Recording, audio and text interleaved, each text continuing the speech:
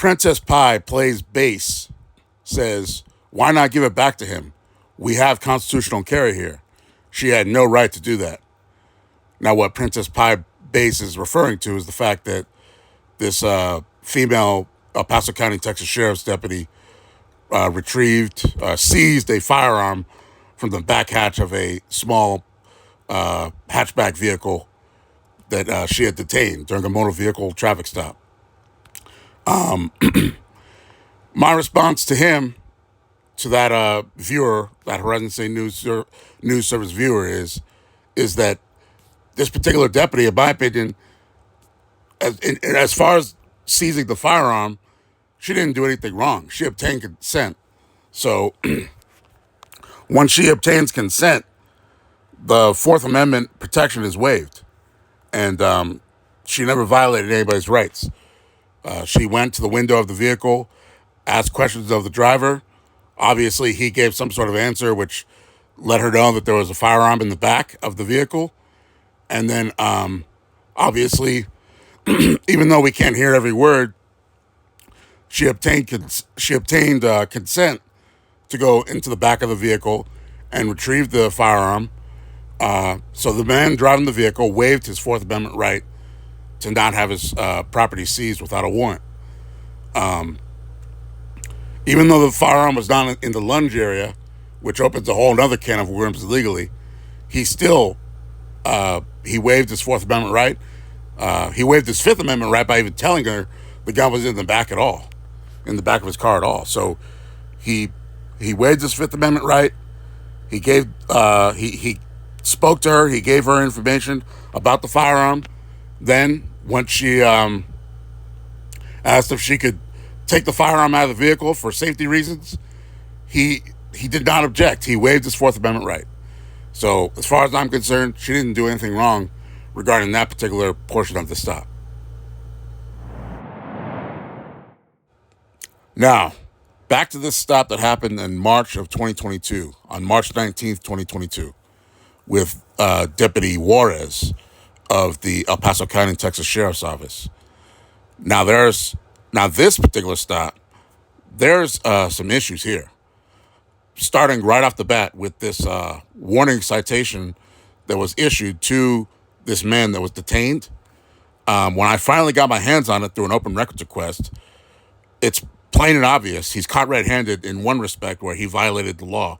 And I do mean that when I say that. He violated Texas law by falsifying a record. On this warning citation that you see here on the right side of the screen, Deputy Juarez willfully and deliberately wrote down that a search was not conducted of the vehicle that he detained. Now, I have him on video searching that vehicle, yet he willfully and, with a complete disregard for the law of not falsifying government records, he then wrote down that there was no search conducted. I don't think that was a typo. I think that was deliberate. He knew exactly what he was doing. And so right there, that's one issue right there. He committed a crime right there. Then there's other issues with the stop, such as, did he read Miranda warnings to the man that he detained in handcuffs in arrest-like conditions in the back of his vehicle while he searched the vehicle?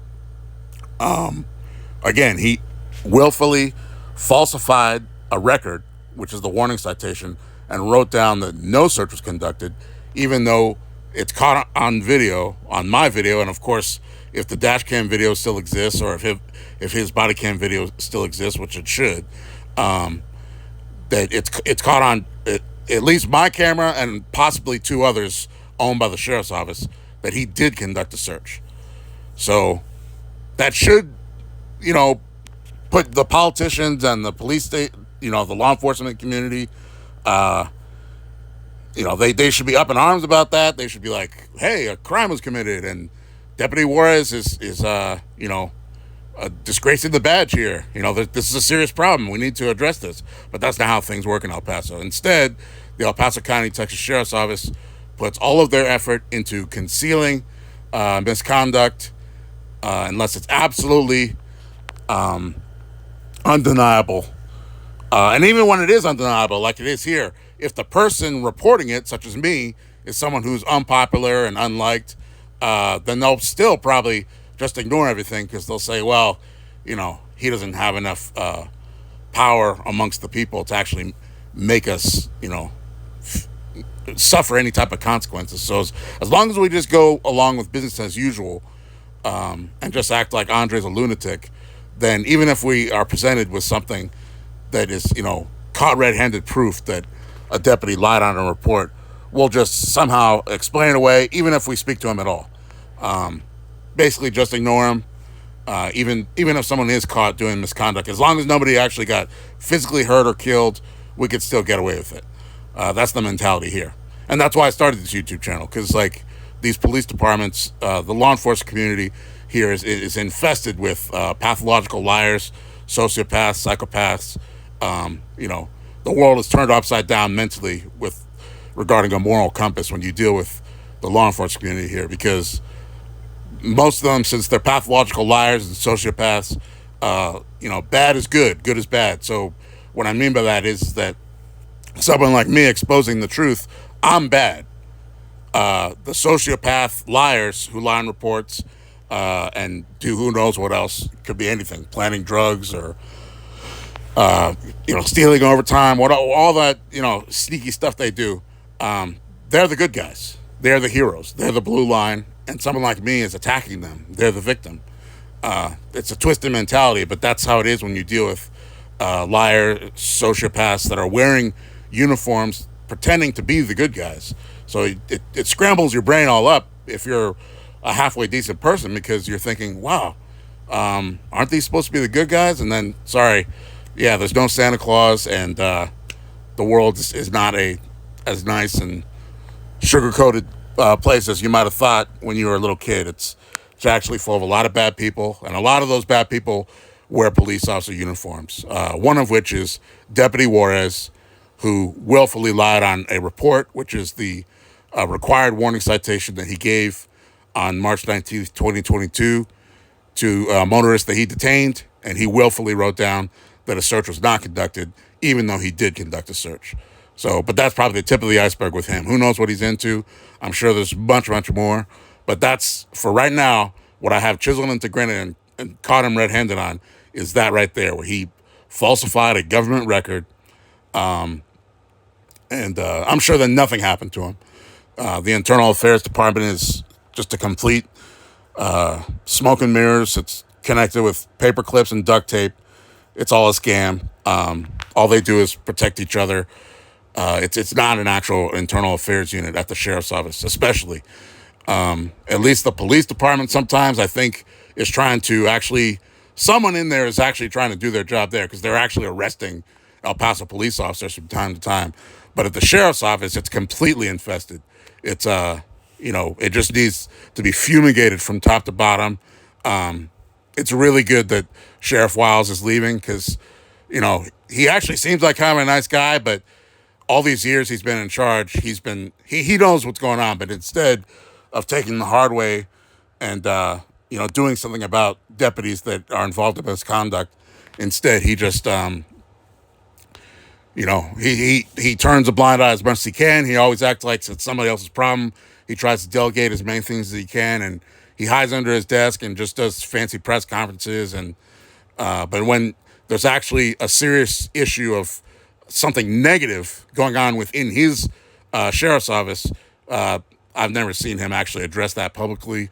And he's just like a used car salesman. He's just going to try to sell you a lemon and show you all the good parts of a car, but he's not going to tell you that the odometer was turned back, that the odometer was turned back a couple years ago, or that maybe there's a bad transmission or any of that. He's not going to mention any of the bad parts. So he's I can't possibly imagine what it's like to be a sheriff of a large county like this. I have no professional qualifications to do his job, but that doesn't mean I can't criticize the fact that he lets a lot of these deputies get away with a lot of stuff. And his sheriff's office is infested, and he'll be retiring soon. So hopefully the next sheriff can actually deal with these problems. But I'm not going to hold my breath, because it's a culture thing. It's been going on for generations, and even the next sheriff that comes in, I doubt that they'll be able to fix all this stuff overnight, especially if the sheriff that gets hired is from the sheriff's office. What I mean by that is there's other individuals from other parts of the law enforcement community who were not part of the sheriff's office who are running to become sheriff. Possibly, maybe if an outsider like that, I mean, it's all one big law enforcement family, but my guess is, or my hope is, that maybe someone from outside the sheriff's office trying to run for sheriff might shake things up more. That's like my little cross my fingers hope. But what I really have no faith in is if a member of the executive, leadership team, a high-ranking deputy that's already in the sheriff's office, if he becomes sheriff, then the problems are just going to continue forever because, obviously someone who was already at a high rank already knew everything that was going on and let that stuff happen before. So, yeah, it's pretty dismal. El Paso County Sheriff Richard Wiles announced today he is retiring at the end of his current term. He has served the El Paso community for more than 4 decades. ABC 7's Jason McNabb joins us live to break down what this means. Jason. Yeah, that's right, Eric. Well, Sheriff Wiles says he's extremely pleased in the position that he's in. He says it's simply time to move on. Nearly 43 years serving in law enforcement, El Paso County Sheriff Richard Wiles announced Monday he will be retiring. Nearly 15 of those were spent as sheriff. He previously served as El Paso Police Chief. In a statement, Wiles said, quote, "It's been an honor to have had the privilege to serve the El Paso community both in the El Paso Police Department as well as the El Paso County Sheriff's Office." He adds his plan is to stay in his hometown of El Paso, Texas to spend more time with his family. El Paso County Judge Ricardo Samaniego, who's worked with Wiles for many years, says he brought countless skills to the table. I think his collaboration and how he handles things, that ability to be calm, he's a very intelligent man, and he knows how to solve issues very quickly and without he simplifies things that could be very complicated. He adds his concerning the city will soon have 2 completely new administrations for both sheriff and police. Wiles' announcement comes just 2 months after longtime El Paso Police Chief Greg Allen died. So if you want to look at a safe community, you have to include that the leadership had a lot to do with it, and 2 of the major leaderships will no longer be with us, and so that is concerning to me. Now, Sheriff Wiles' term will end on December 31st, 2024. The voters will decide who the next sheriff of El Paso County is. Reporting from Far East El Paso, I'm Jason McNabb, ABC 7.